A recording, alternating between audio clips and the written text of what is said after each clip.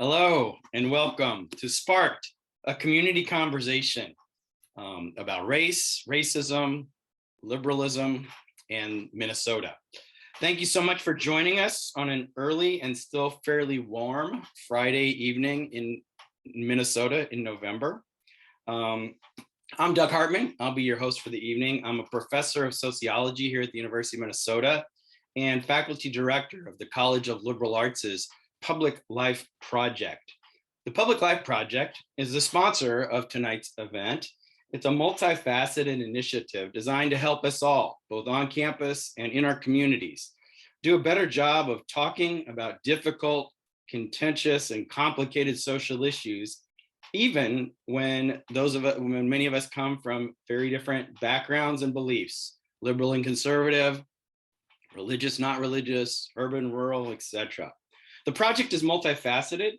A lot of it's focused on our undergraduates here at the University of Minnesota in the College of Liberal Arts. We think of it as civic readiness. It's connected with our larger readiness initiative and plays off of and helps to develop core competencies of active citizenship, engagement and leadership, embracing diversity and critical thinking. It includes on the undergraduate level, a suite of freshman seminars, several special signature classes, one of which is designed to focus on the book we'll talk about tonight, Advising in the First Year Experience. It also includes teacher training and workshops for faculty and graduate students in terms of course curriculum and learning different pedagogical styles and leading difficult conversations.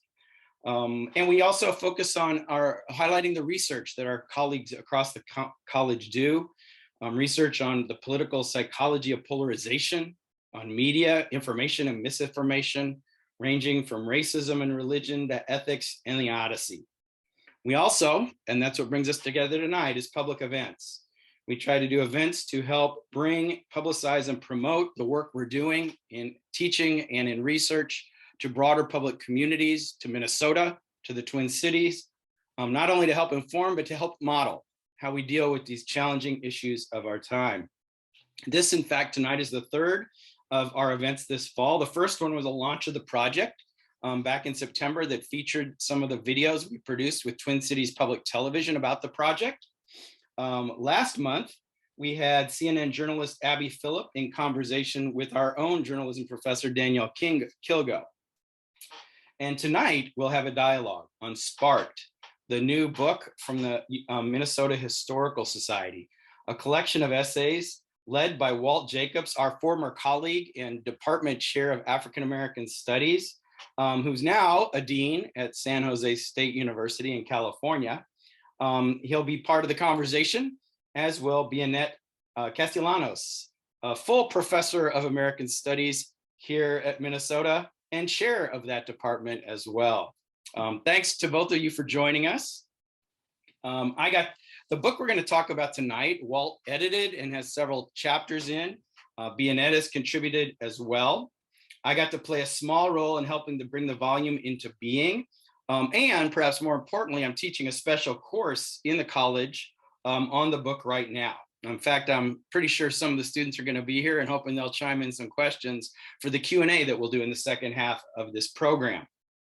But really, the idea for the first half is to have Professor Jacobs and Castellanos, Walt and Bianet, to talk about their role in the book, the essays they wrote, and more generally, their views on race and racism in Minnesota in the wake of all that this community and state have gone through in the last couple of years.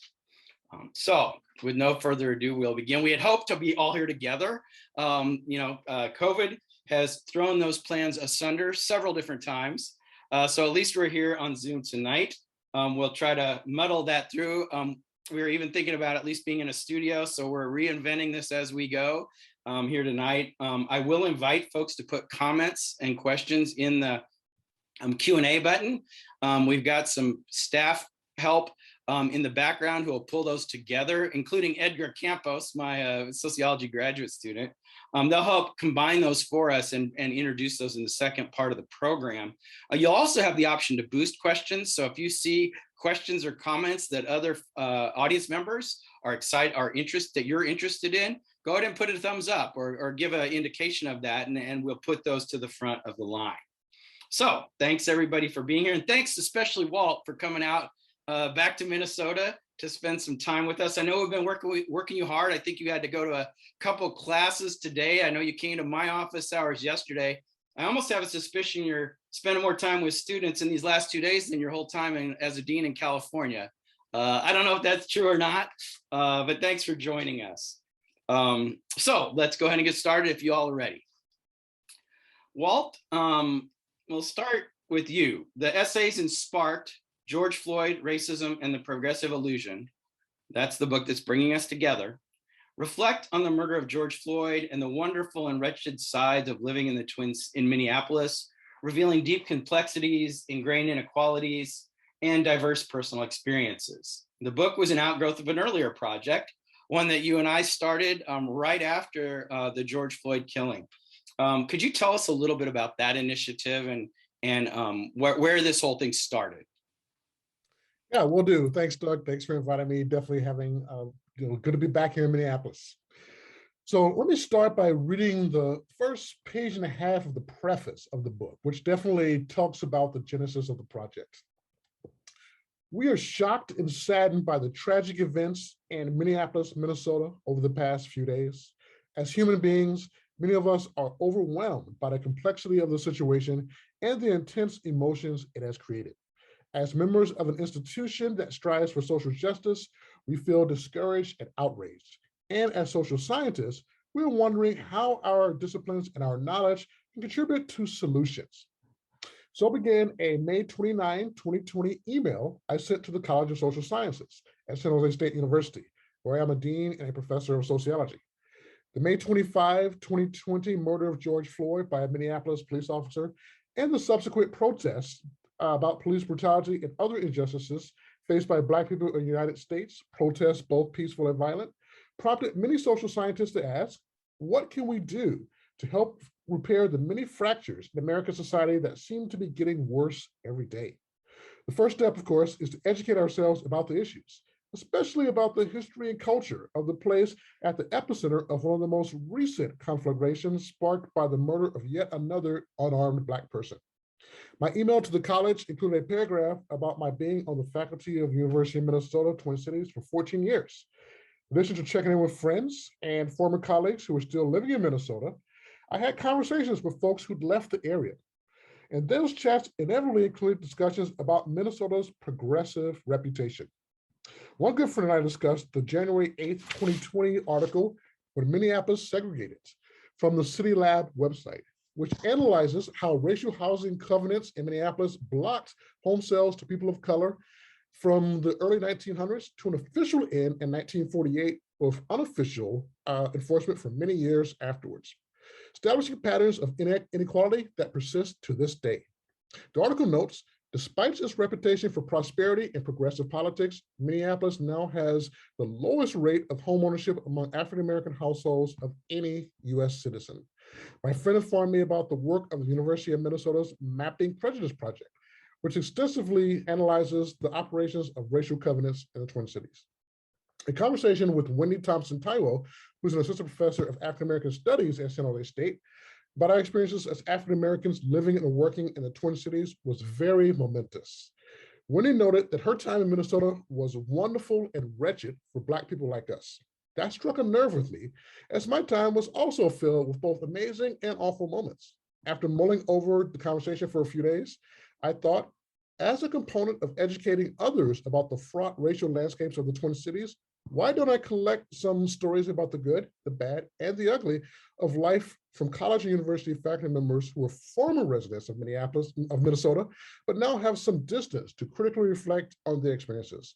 I contacted the editors of the Society Pages website, Doug Hartmann and Chris Eugen, and we decided to publish a series of essays, of personal essays, which we titled Wonderful Wretched Memories of Racial Dynamics in the Twin Cities, Minnesota.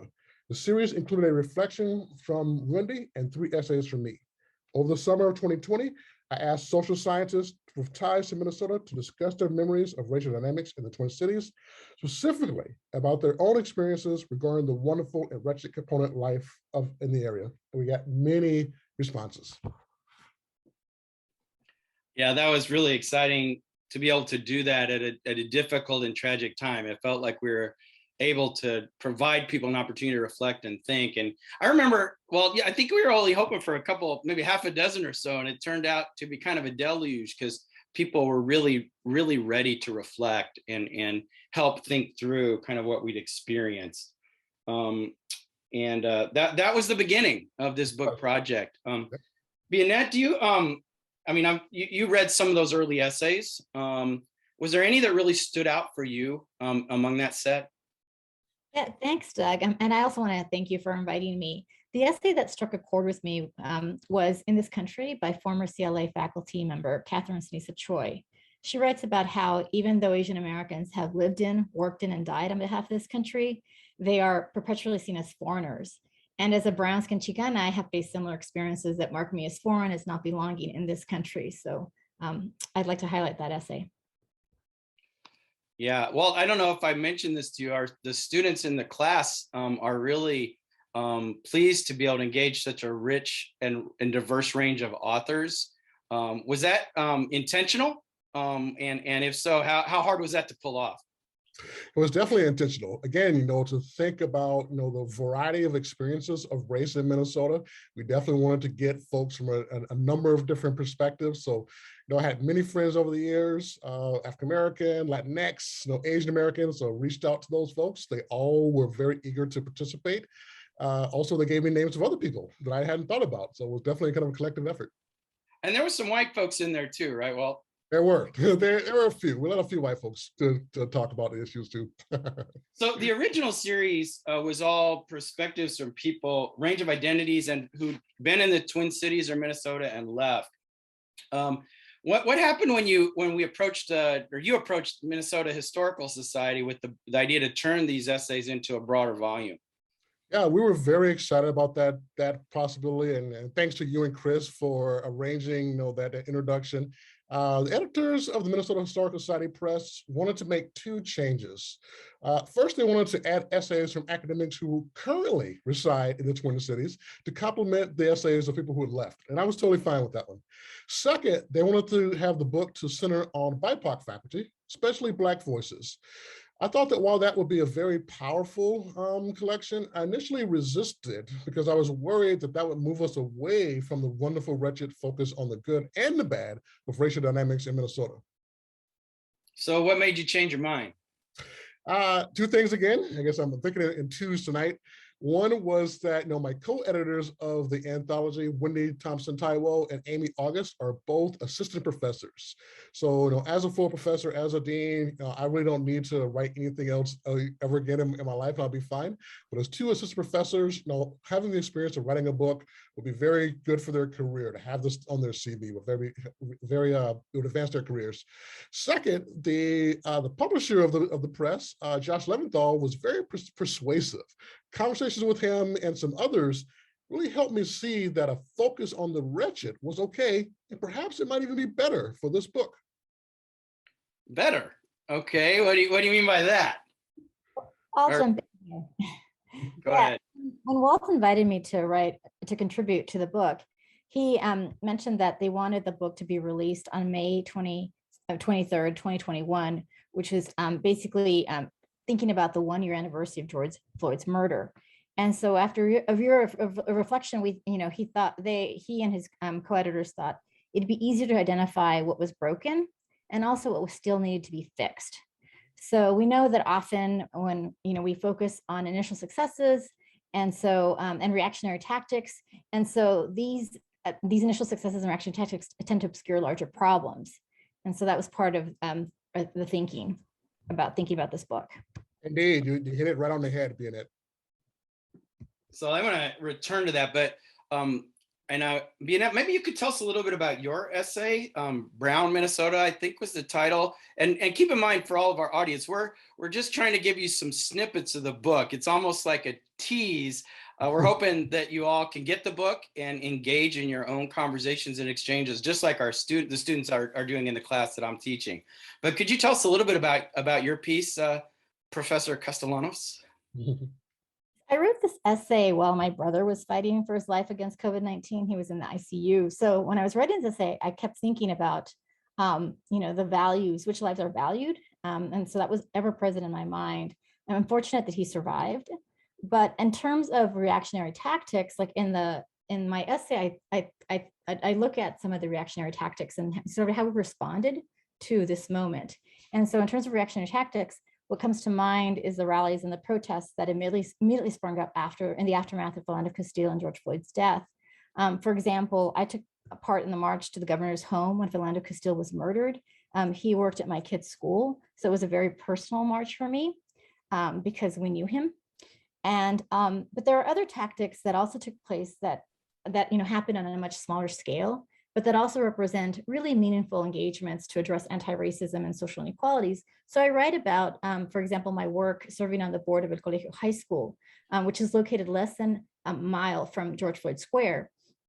And El Colegio is not only a Latinx serving high school, it also is a community. So it's a sanctuary for the Latinx communities facing anti-immigrant sentiment, police violence, and the loss of jobs and loved ones during the pandemic, especially. And so during these protests, during the protests against George Floyd's murder, El Colegio responded to the devastation by becoming a hub for food donations and redistribution to places like Little Earth, Pimento, and other pop-up food shelves. And so I write about what this meant and what this work entailed. To serve our students and the Latinx community, El Colegio staff and youth partnered with nonprofit organizations to create, for example, a free grocery store that served over 10,000 people. They served hot dinners. They served over 17,000 hot dinners.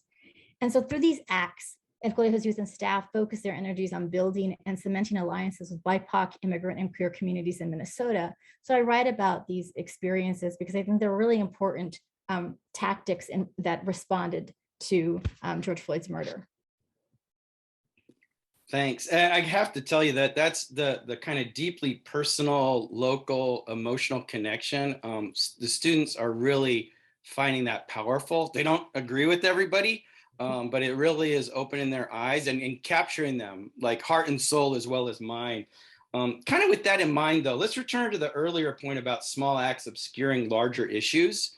The essay that Wendy Thompson-Tao has on Black life and death in Minnesota is included in both the original online essays and in Sparked. She writes, "Why did good white people need a Black person to be killed before deciding to take action?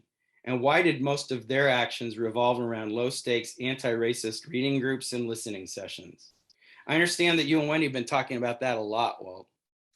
Yeah, indeed. First, though, I'll note too that it's really great to hear that your students are really engaging in the book, Doug, but they're disagreeing with the essays and the authors. That's what we strive for, is to not tell you how to think, but engage, hear some issues, think more deeply about, and let's talk about it. So for Wendy and I, about these low stakes responses. So she talks extensively about it in her essay. But one of the things that we have noticed is that there are a lot of Black Lives Matter signs in the San Francisco Bay Area. So Wendy lives in San Leandro. I live in Oakland. Both are in the East Bay, right across the bay from San Francisco. We noticed a ton of Black Lives Matter signs, but they mostly appear in white neighborhoods and not in the more racially mixed ones. Yeah, and the same thing happens here in the Twin Cities. And so, we can perceive these to be sort of largely performative acts where they express sympathy, but they don't necessarily lead to systemic change. Yeah, I thought I might report. We had a little poll that we ran as people were coming in to give folks something to think about upon entry. One of the questions was about Minnesota Nice contributing to Minnesota's racial conflicts. I got to tell you, the students were worried about this question. They thought Minnesota Nice was contested enough rather than raising this in the context of race. But I will tell you that our audience members, 78% thought Minnesota Nice is part of the problem of race in the Twin Cities. I don't know exactly how that fits in here, but I think it's important to mention. And when we're thinking about showing sympathy, the difficulties of systemic change, We do have to start somewhere, right? I mean, what do you think? You know, how do we start those conversations and exchanges? Well, I think reading groups and listening sessions are really important because it introduces folks to perspectives that they may not be aware of, to perspectives that challenge their own mindsets. For example, I really enjoyed reading Amber Joy Powell's piece on police abolition and Kate Bean's discussion of the renaming of Lake Calhoun to Bde-Makaska. These are both really powerful essays that speak to ways that we can actually make transformational change. Yeah, I was going to mention the students on the first day that we discussed essays really picked up on Marsha Williams's essay about words and actions, and had a really interesting conversation about all the things that words and ideas and essays can do and what they can't do. Walt, anything stand out for you on that? Yeah, you know, one of the things that again, Wendy and I talk about other folks who've talked to me about the book, is that, you know, seeing diversity or recognizing the lack of diversity in public space is also kind of an important starter, just to notice what's going on, what's there and what's not. So for instance, every year before the pandemic, in the before times, Bianet and I would go to the Minnesota State Fair. So we haven't been in a couple of years. I'm looking forward to next year getting back to that. But the first few years we would go, you know, we didn't see a ton of people of color. But the last few years we're seeing more BIPOC folks, you know, go to the fair. So for me, it's great to see that, you know, the Great Minnesota Get Together is really for all Minnesotans and not just for, you know, for white folks. Also, another kind of experience that pops into my head is you know, the Minnesota Wild Games. One of the first experiences that I had shortly after moving was driving to downtown St. Paul. And my wife was in the car, she's also African American, and we saw a crowd coming out of the Minnesota Wild Game. And it was just tons and tons of white folks. There was one African American guy walking against the grain.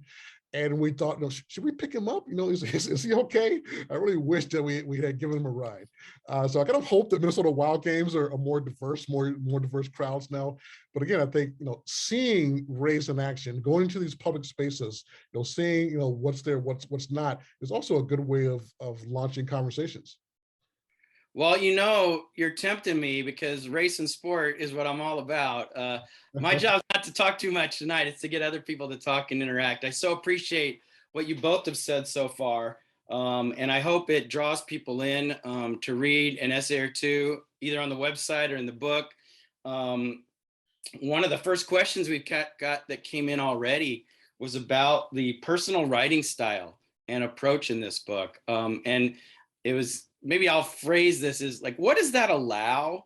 And why did you really orient toward that, Walt? You know, kind of these personalized essays as a response to the tragedy and the complexity of what was happening in the Twin Cities at that time. And Bianet, if you'd like to respond to what it kind of allowed you as a scholar, but also as a person, a human being, a citizen in this city, that personal style, people are asking about that. Yeah, I'll answer first. One or two reasons. One is that for me, it's kind of natural. You know, I've always used personal stories in my research. You know, I'm an ethnographer by training. You know, so my job is to go out and observe, you know, folks in action, or real life, and write about that. I was also kind of one of the early proponents of a subfield of ethnography called autoethnography, which talks about it's also really important to interrogate your own feelings and emotions. So that just creates a richer sense of the space. So not only observation of what others are doing, but also talking about what's happening with yourself. And to really be critical about it. You know, talk about the bad stuff that you may be participating in as well as the good. So I think when I had this reaction to George Floyd's murder, I just naturally went to a space that I've always been comfortable with, is using these personal stories to really illustrate these complex issues that, again, in my view, it's you get a richer sense of what's going on if you have the personal experiences that complement the theoretical academic analysis. So that was one of the main things that I had in mind when I asked folks who were academics, but I knew them personally for the most part. I knew that they thought deeply about these things to share their experiences and do a personal essay. And I think that was one of the reasons that really got folks engaged too. So a lot of people were working on other books, and writing an academic essay takes a lot of work, right? But something personal is work, but they felt, hey, this is important to share. And You know, you and I both share being trained as sociologists, and sometimes we're accused of it all being abstract and impersonal, but it really reminds me of C. Wright Mills's famous definition of sociological imagination as the intersection of biography and history, personal lives and public problems. So I so appreciate you taking that orientation in our field in particular. Bianet, what about for you? What kind of this essay style and this personal approach? Well, for me, I mean, on the one hand, I'm an anthropologist, so there is a tradition of, and Walt mentioned autoethnography, but also reflexive anthropology. I was trained in reflexive anthropology, but I hadn't actually used a lot of it early on in my career. And I find that I'm relying on it way more as I get older, in part because I have a little bit more freedom, with tenure, being promoted to full, but also in part because I find that the more traditional, like objective essays, that we leave a lot of things out. And so there's a lot of stories, a lot of experiences that just don't fit within that framework. And so the personal essays allow you to do that, and to speak about those experiences. But for me, writing this essay was really cathartic because I was, my brother was in the hospital. I was very stressed out. I felt like I couldn't do anything because he was in the hospital in California, and under pandemic, it's not like I could have, if I lived there, I could have visited him, right? Because of all the rules to protect everyone's health. And so it was really cathartic to feel like I was doing something, because I was really, really angry about the situation we found ourselves in, where Latino and Black lives and Native lives were really suffering, and Hmong lives were suffering through the pandemic, because we were not only at the front lines in terms of providing care, but also in terms of people dying. And so being able to write this essay during that moment I felt like I was doing something, because I just felt so impotent, like I couldn't do anything, was stuck here, and I couldn't, be with my family during that moment. So for me, that was really important. And then thirdly, I find that these stories, like the personal stories, are the ones that my students actually find the most compelling. And personal stories are the ones that make people change their minds about things. They are the ones that I think are more convincing than sometimes, really logical arguments. And so for those reasons, this book I think is so powerful. By the way, I resonate with that point, Bianet, about it sounds like what helped motivate your writing, but even just to be part of the project with Walt, that is in a moment where it just felt so disempowering and tragic and tumultuous, just to have something constructive to be able to contribute, just as an individual on the ground. I think that's kind of the writing part of it, as well as helping others reflect. We got some questions coming in. One of them, I mentioned we are encouraging folks to think about difficult issues. Here's one. Do you think oh, wait, now I lost my screen here. This week, Minneapolis voters rejected an overhaul of our police to defund the police. What do you think of this result? Putting you on the spot as individual scholars and folks who think about all kinds of social issues, racism and beyond. Well, that's a great question. I'll start, and then I'm sure Bianet has some initial thoughts as well. This is one of the things I was going to talk about in the conclusion, but I'll definitely move it up now. Talking to some friends here about the debate about the initiative, and one of the things that folks were disappointed in was there was a lack of debate. There was not really conversation about the nuances of the issues. And to me, that's one of the things one of the reasons we wrote the book is to get people to think more about the complexities of the issues. So for this one, abolishing the police, sometimes folks want to think of it in really simple terms. Abolishing the police is good or it's bad, but there's a lot of gray in there, especially when there was so much disagreement within communities. So for Black folks that I talked to, some were passionately for it. We really needed to abolish the police and replace with the Public Safety Association, shift some resources over. Other folks that's the exact wrong thing to do. We need more policing. We need some stepped up presence in our neighborhoods. And so it's really hard to talk about those contrasting periods. So I was more disappointed about that, kind of hearing about that, and that there were not a lot of lectures, debates, even personal discussions with friends and family. It was kind of too hot of a topic. So I really hope that even though these conversations are difficult and complex, that we can engage them more to see, how do they really impact us? Yeah, well, that was this thing that some of the students talked about yesterday too, that they were surprised we hadn't had more campus discussions on this, and thought that was, opportunity missed in a certain sense. Yeah, indeed. Yeah, I mean, I think the intent was really, important and critical, and the fact that it didn't play out doesn't mean that there can't be another effort Exactly. to the role of the police in Minneapolis and in St. Paul and in other cities. So I think that now getting the conversation started is just as important. And when things fail, like this is an opportunity to say, okay, let's see how we can make it work, like how we can make it, not only bring in more conversation, but also, tweak the vision to make it more sustainable, right? Because if it failed, it's because there was an issue around figuring out how to make it sustainable. So I think that's important to think about. But I also want to think, I think it's important to think about what we did gain, right? So in this last election, we gained rent control in St. Paul.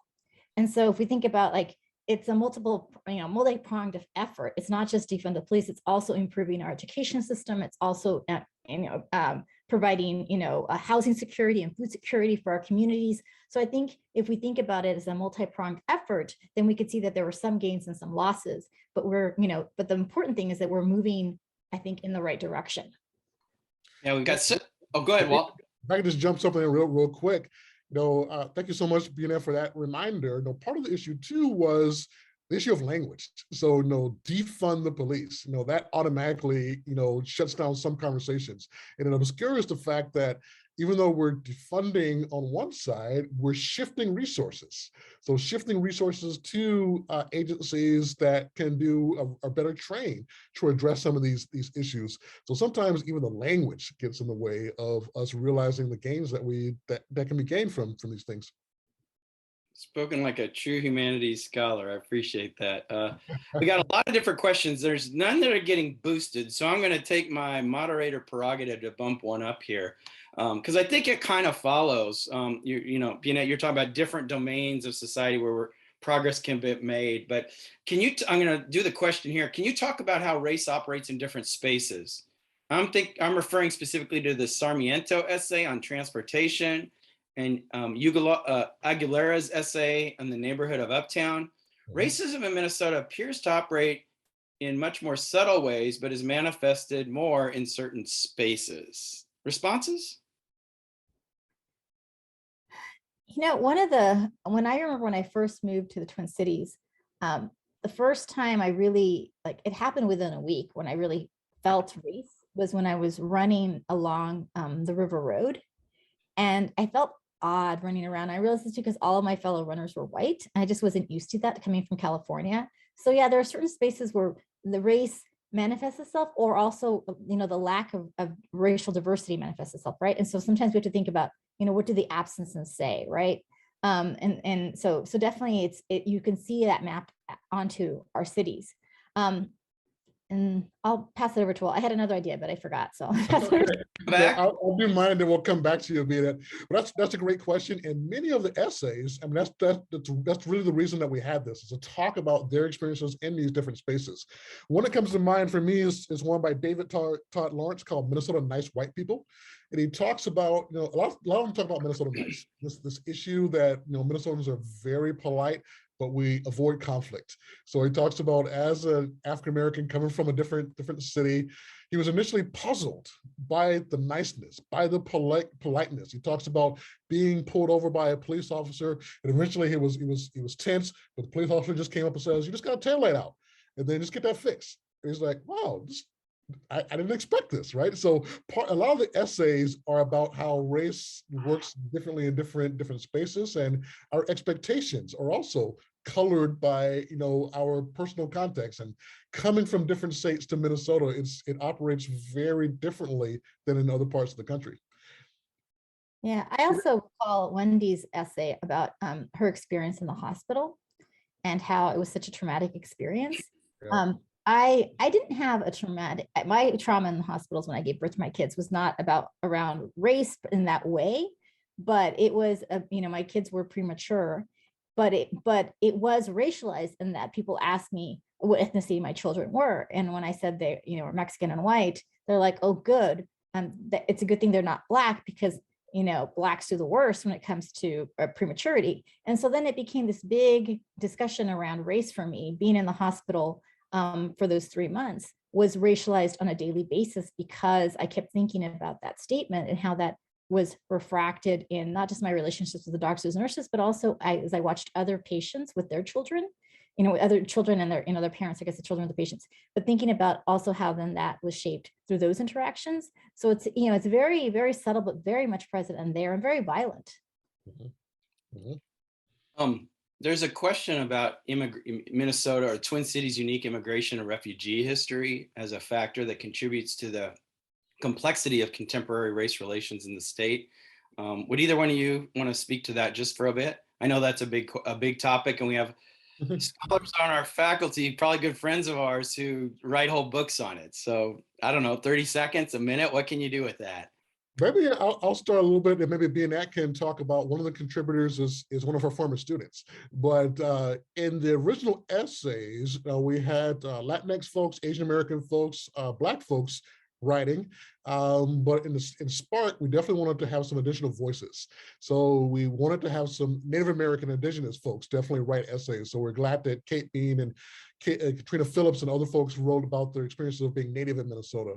We also, one of my former students, Ibrahim Harisi, who's Somali, talked about the experience of being Somali American. Of course, there's a huge Somali population in the Twin Cities.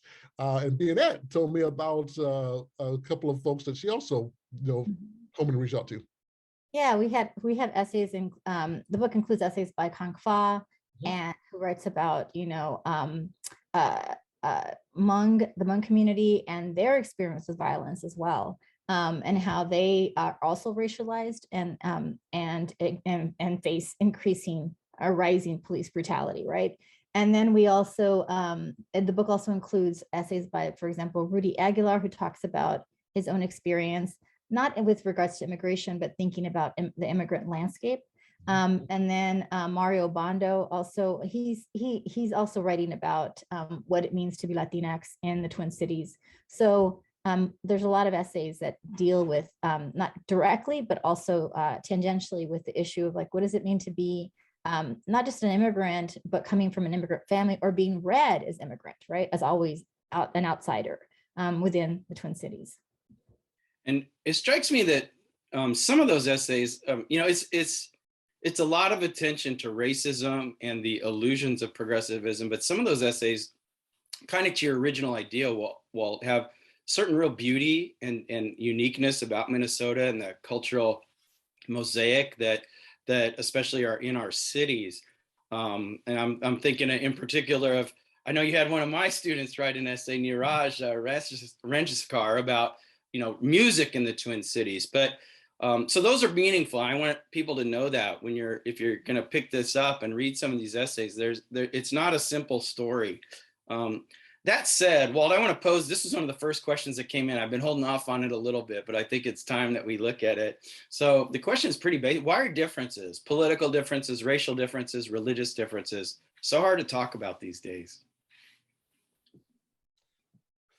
Oh, wow, that's a I didn't ask that right away, but it came in right away. So I think we should talk about that a bit. Well, no, two thoughts come to my mind, and I'm sure that Bianet has some additional thoughts as well. But one is connected to the concept of Minnesota nice. Again, we are really kind of socialized to be very polite, but to avoid conflict, right? And we know that race is a very difficult conversation. So it's much easier to talk about the weather, for instance, rather than race, which we know is going to be complex. Don't upset your neighbor, don't upset your friend, talk about safer subjects. So that's one thing. Second thing is I worry that our culture, as in the U.S., but closely in global society, is really shutting down conversations. It's hard to have compromise. We saw that in the recent elections in the U.S. It's either my way or the highway. The person that can shout the most is the one that gets heard. Thinking about the nuances, the complexities, it's frowned upon. People who do that, they're seen as weak and as ineffective. So unfortunately, I think it's part of our culture as well, and that's something I'm really really sad about. Yeah, I agree with Walt. I think it's, one of the challenges of having conversations around race and, any kind of difference is that you have to have the language to be able to have substantive conversations. You have to also be on the same, like, understand each other's languages, right? So in some cases, when you talk about race, people understand it differently. Yeah. And so you may be talking past each other. And I think that happens a lot, where people think they're having a conversation or even a debate about an issue, but you're actually talking past each other. You're not listening to each other in a way that, you think you are, but you're not really, because the way you're framing it or the way you're thinking about these ideas are actually, there's a lot of assumptions. There's a lot of expectations around these ideas that don't necessarily always, that are not universally understood. And I think we assume that they are because we toss out racism, we talk about toss out anti-racism work, we toss out all these things. But what that means on the ground to individuals is very different, right? Especially in the college campus, we tend to have some kind of basic understanding because we have readings that we rely on, really, we've been sort of trained on how to talk about these issues. But outside of the university, everyone's relying on different kinds of readings, different kinds of materials, different kinds of sources of information. And so as a result, you're not actually always necessarily having the same conversation. And I think that does impede our ability to have conversations around these issues. Well, can I mention one of the first pieces in the volume is a kind of an overview of some of the social facts about racism and inequality in the Twin Cities. That was one of your co-editors, I think Amy August's contribution. But can you say a little bit about why you felt that was important to have that in the volume? Yeah, for sure. And I hope everybody can hear me. My internet is going a little bit in and out, so hopefully it'll stay strong. The joys of being on Zoom. But I think we thought that was important to really address Bianet's position that she just talked about, to give people a common language, kind of a common sense of facts, social facts that they can use as they're reading the essays to set the stage, to set the context. I'll also note too that, having that language, to the common language, that's another reason why it's great to have book clubs. People getting together, common reading, they can talk about it, especially if it's moderated by someone who's experienced. Another, I think, a really good tool to start these conversations. Okay, so I'm looking, we've got a lot of really good questions here. I almost wish folks would boost them up so I didn't have to make some tough calls here. But I do want to get to one Megan posed, because it's in the title of the book, or the subtitle, because the title is Sparked, and then it's George Floyd Racism and the Progressive Illusion. And the question is just real basic. Can you talk a little bit more about the progressive illusion, what that means, and how people who identify as progressives might do better going forward?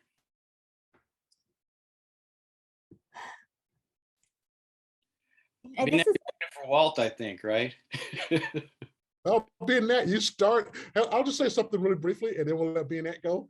So the title comes from one of the essays by Jasmine Mitchell. So I think, let me make sure I got the title, Gesturing Towards Tenuous Inclusion. So she talks about how, again, Minnesota has this reputation for being very progressive, but that really kind of hides some problems. So some of the problems that we have is that it's not as progressive as we think. So we like to pride ourselves on being these very liberal, state liberal people, very progressive people. And of course, there are many great things about what we do in Minnesota, but there are some things that we don't do that are problematic. There's a history of disenfranchising folks and not being fully inclusive. I also think that one of the challenges with progressive is that, people think that because they're liberals that they're not going to fall into the traps of, for example, of white innocence, of, claiming white innocence, of, perpetuating white fragility, of, crying white lady tears. I've been teaching about this semester, so I'm bringing these examples up. And I think they forget that because they think, well, I'm a liberal-minded person, then, I'm always liberal-minded. But there are all these tropes and traps that people rely on to make themselves feel better about themselves. Nobody really wants to acknowledge, it's very painful to acknowledge that you are, that your privileged position is actually putting somebody else down. or, and so I think that's part of the challenge, is that because people consider themselves to be progressives, they don't recognize that there are all these different tactics that are that they rely on, that they've relied on, that white folks have relied on for many, for centuries, to assert their either their sense of power or to assert their privilege. But they're subtle, and so people don't recognize them, they don't see them, they don't read them that way. And so part of the challenge is making sure people recognize them and holding people accountable for those moments, and then learning how to take that accountability and do something with it. Because I think, it's very easy to call people to task, but then what do you do with that? Like, how do you then actually disrupt those tropes, disrupt those tactics, and work through them to actually then, to not reproduce them constantly. So Indeed, if I can just throw in something to kind of connect with that, it's also very hard for people to, I think what Bianet said is that, to do something, to recognize your privilege and to try to work for social change. But then, when you work with other folks who don't have the power that you do, sometimes it's hard. What can I do? And if you take a step and the people that you're trying to help say, don't do that, don't help me, you're actually hurting, that's kind of hard to hear. Hey, I'm just trying to be helpful, right? And so I think it's really hard for people to take a step back and to use your power, your privilege, but to be guided by others. An example is, Doug, you and I, identify as men, right? And in terms of gender relations, we have to recognize our power, in the patriarchy, and we have to take steps to really just a lot of times just shut up and listen to women and do and recognize that they need to take the lead. And what we can do is to kind of help them. And if they tell us that we're going wrong, don't be defensive. Don't try to correct them. Just pivot and move on. Same thing in terms of race, that folks who have the power, again, try to be helpful, but sometimes, need to change and take a back seat and let folks who don't have that privilege set the stage. A question came in that just might take this up a notch. And I'll be hesitant. I'm curious how you'll respond to it. Keep in mind, I grew up in Southern Missouri in a rural part of the state, so I'm sympathetic to folks with the background. But the question says, in reality, only the Twin Cities metro area is progressive. So should the rest of the state be analyzed in a different manner? So that's actually a question and an assertion. I don't know which part you want to take on or how you'd like to unpack that, but I think it kind of follows from not only the metropolitan area, but the state as a whole.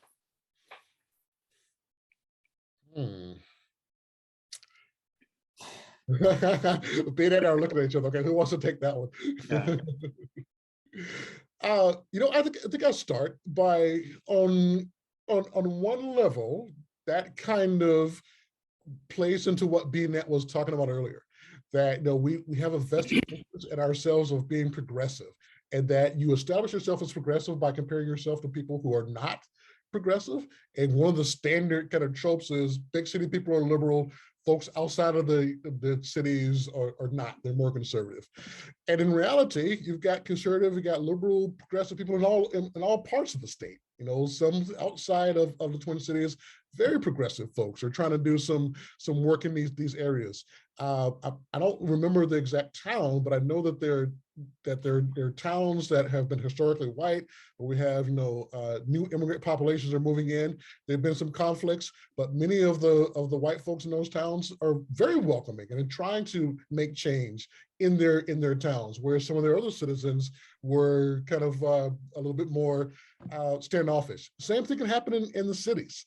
Go to some of the neighborhoods that are predominantly white. Some of the residents are going to be welcoming of folks moving in. Others are not. I read that as I think of the progressive illusion as a really apt way to talk about Minnesota in general, because we have this idea that Minnesota is a progressive state. Yeah. But what this attendee is pointing out to is that actually large chunks of Minnesota are not progressive, right? They're very conservative. So I think it speaks to that idea of the progressive illusion, that this is an illusion.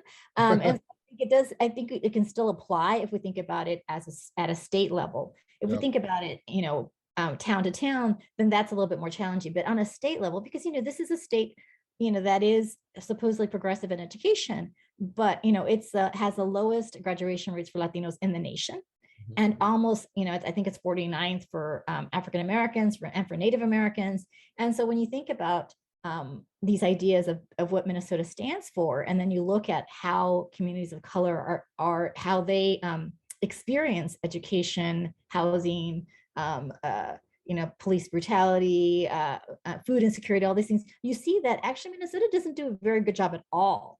And so then this is where that progressive evolution comes in, where it makes it feel like Minnesota's doing a lot, but actually, there's still so much work to be done at all levels across the state that need to be addressed. But this idea that, we are doing so well makes it difficult to actually then substantively engage with those issues.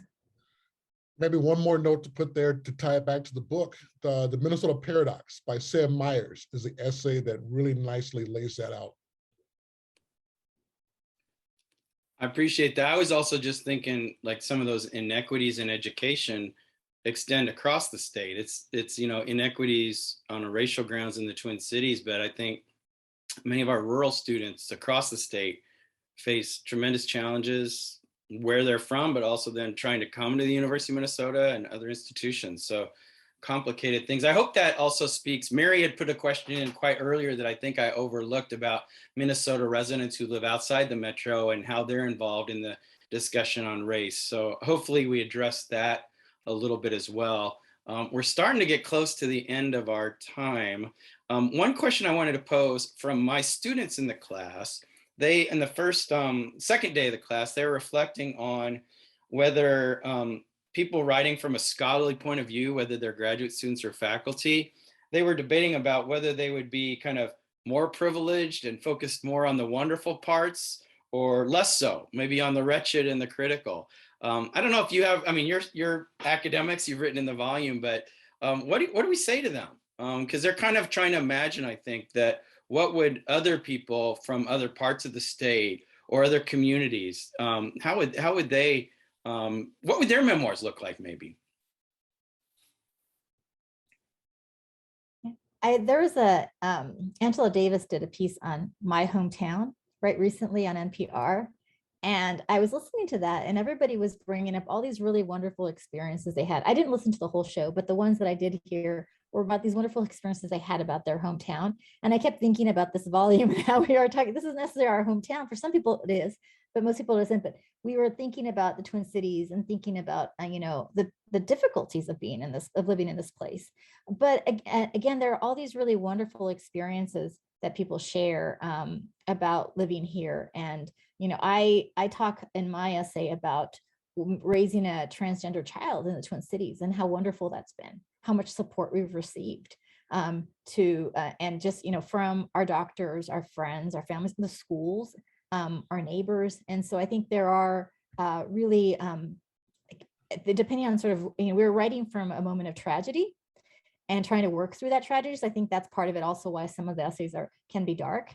Because it's essential. We need to work through that tragedy, work through the pain, work through the mourning. I think of Kang Fa's essay when he talks about the eternal mourning, thinking through that eternal mourning. And in order to be able to, to generate something hopeful. And I think that's what we're aiming for, is to generate something hopeful. And it's a real challenge unless you work through, you grieve, right? Yeah, I'd agree that, people were in different stages when they wrote it. That was also kind of manifested too in the essays that were online, the original, the way I framed it. So the way you frame something also makes a big difference. So, when I invited folks to write, I want to say that, we're processing these, people are processing the trauma in different ways, but we all care about the Twin Cities. We all love the area, even though we don't live there anymore. And one of the panelists had an earlier conversation today that was organized by Bianet's Department of American Studies, Jasmine Mitchell, actually, who wrote one of the essays. She talked about, getting at the issue of joy, even though it's hard, it's painful, it's difficult, but you engage these things because you love the area, you love the people, right? You want the people, they're like your friends, they're your family. You want them to be successful, to enjoy life. And so to get into that difficulty with the effort of coming out on the other side, more hopeful. We're right about the time I'm supposed to be wrapping up. I feel like I've got several questions in mind. I didn't get to ask them, but it's all right. We had some really wonderful questions from our audience. There's one that I want to read, but then maybe you can both work that into your final thoughts. Just so the audience knows, we had kind of a plan. I'm gonna read a little quote from the book and let our two scholars here discuss that, but it kind of is related to the question that came in. I'll just read that and then read the quote. As a society, how do we make sure the George Floyd protests and aftermath are not forgotten and are learned from? And they compare it to the LA riots. What we had kind of planned on using to wrap this, to make sure we had a little bit of structure, was kind of a quote from the concluding chapter of the book that sparked George Floyd, Racism and the Progressive Illusion was published 1 year after George Floyd's murder on May 25th, 2020. Several of the volume's essays discuss the author's whereabouts and reactions that day. In the concluding chapter, each of the book's editors discuss their memories and outline a hope for an aspect of racial dynamics in the United States of America on May 25th, 2022, which would be the second anniversary of the murder. So you all alluded to hope a little bit already. I think there's hopeful aspects of the question about not forgetting and taking these ideas and essays and writings into something concrete and useful. With that kind of general broad frame in mind, I'd invite you both to offer some final thoughts. Let me start, because actually Bianet has a great way to really close us out. Okay. But yeah, Doug, you talked about how we're very intentional too about closing the book with kind of thinking about what would come next, especially 1 year out, and then hopefully we thought that would lead to people to reflect on 5 years, 10 years out. But we're very intentional about trying to figure out ways to have people be very serious, engaging these issues. As we've talked about for the past hour, they're difficult, they're messy, they're complex, it's hard building a common language, but we need to engage it, right? Because of that love we have for each other, our families. We want to do the work that matters. Let me read the last paragraph. I think this came to mind. This is the last paragraph of the book. This is from Wendy Thompson-Taiwo. And I gotta say, most of these book talks I do it with Wendy. Kind of miss her being here. But I'm glad that Bianet, my good friend Bianet is doing this with me tonight. But Wendy closes her last chapter, in which we're answering that question. What do we want to do in the future, 1 year out? She says, it is important that we have the reminder that we are the ones we have been writing for, and truly all that we've got in every census tract, in every ward, in every district, in every public housing project, in every lonely white suburb, in every office, at every East 38th in Chicago. So we're doing this for all of us, right? We're all of this together, and we really need to figure out ways that we can move together and progress as a society. And I'd just like to also end by returning us back to the classroom, since we are at the university. I'm currently teaching a class called Women, Rage, and Politics. And my students signed up for this class because they were very angry about a lot of things, but especially about George Floyd's murder. And so, I think that's what makes me hopeful, is that they're so they are so angry that they want to radically transform society. Right. And so I don't see this as going away anytime soon. I think this is an anger that's very deep rooted, and it's not going to be easily dismissed. And so, what makes us hopeful as a class is that people are starting to listen, and that these conversations are happening and continue to be happening. They haven't been pushed aside, and the conversations are substantive, like, putting on the ballot, defund the police, right? That's a substantive engagement, even if it didn't pass. And, and there's going to be another effort. There's going to be another effort to transform policing in Minneapolis. There's going to be more efforts to transform and systemically address racial inequities. And so I think that even though they're distraught over the lack of transformational change in this moment, I think they're ramped up and ready to make transformational change in the future. And I think all of us in the book are as well. And so I think that's really hopeful to me. as we think about moving forward. And I know this has happened, and people say, well, this happened with the Rodney King riots. It's like, but I think we are truly in a different kind of moment, because I think, you know, in some cases, those moments felt like very much a California moment. This feels like a national moment. Yeah, I'm sorry I didn't get to ask some questions about Minnesota and the nation. I know many people think about that, what model we can provide, how we can help on that.